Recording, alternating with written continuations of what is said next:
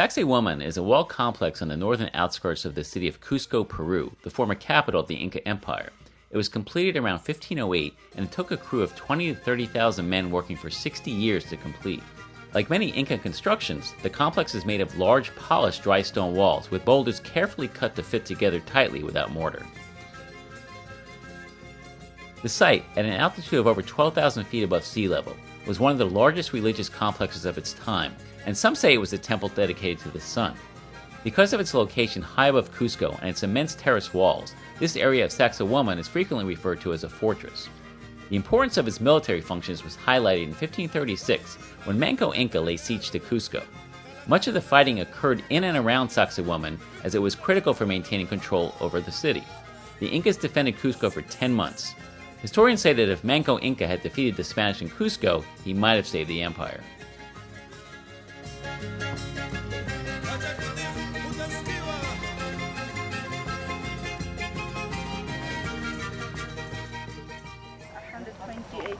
No? I will show you, but look at these ones. The architecture here in Sacsayhuaman is completely different. If you check, the stone has more than 4 angles that we call irregular. But the Incas were not the best stone workers. The best stone workers were a pre-Inca Tiahuanaco civilization where they developed in Bolivia country 900 after Christ before Incas. So today, if you check the walls here, this is the second wall.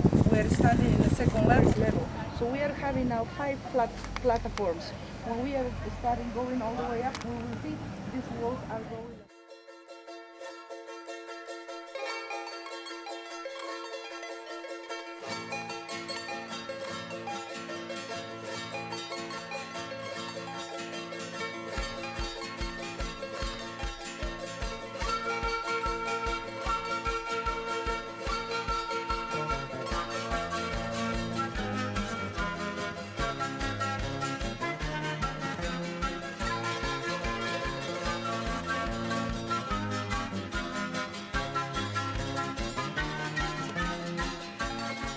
The best-known zone of Sacsayhuaman includes its Great Plaza, which was capable of holding thousands of people and was well designed for ceremonial activities, and several of the large structures at the site may also have been used during rituals.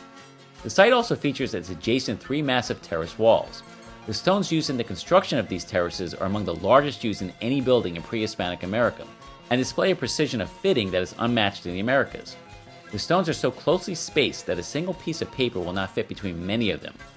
This precision, combined with the rounded corners of the blocks, the variety of their interlocking shapes, and the way the walls lean inward, is thought to have helped the ruins survive devastating earthquakes in Cusco. The longest of the 3 walls is about 1,300 feet. They are about 20 feet tall, and some of the stones weigh up to 200 tons.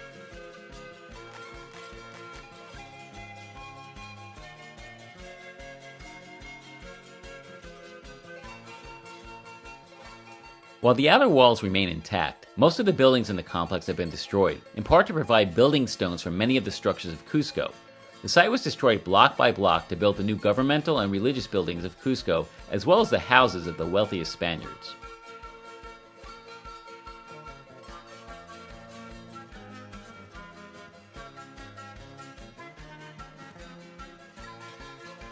The stones were rough cut to the approximate shape in the quarries using river cobbles.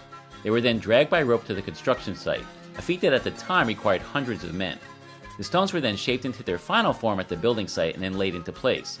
The work, while supervised by Inca architects, was largely carried out by groups or individuals fulfilling their labor obligations to the state.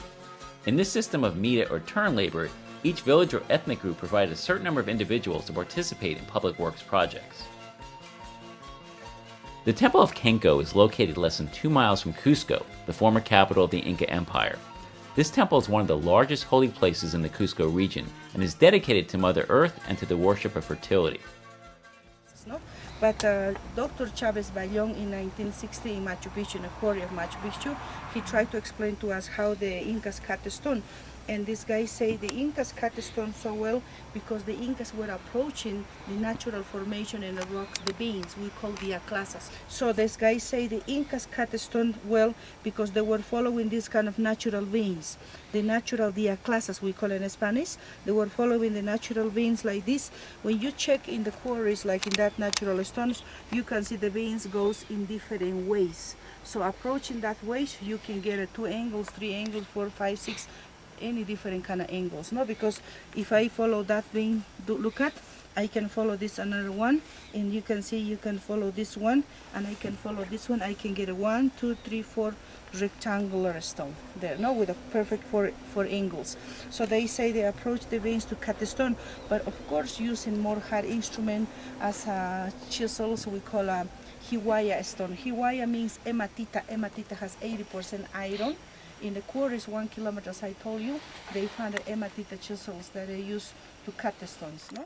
Kenko is a unique temple in its construction, having been entirely carved out of a gigantic monolith. Stretched across the hillside, the temple is carved out of rock and connects the man-made temples with natural chambers. One of these chambers features 19 small niches and is set up as an amphitheater.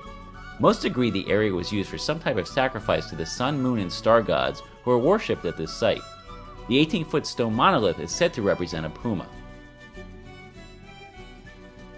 Kenko means labyrinth or zigzag, and the temple is named for the crooked canal cut out of its rock. Although it's clear the canal carried some sort of liquid, researchers have been forced to guess at its purpose and at what liquid it transported. Hypotheses range from carrying holy water, corned beer, or blood. All three indicate that Kenko was used for death rituals, possibly to mummify bodies or detect whether a person lived a good life by the course the liquid followed. One of its unique features is a semi-natural underground chamber, which is where the mummies would have been kept.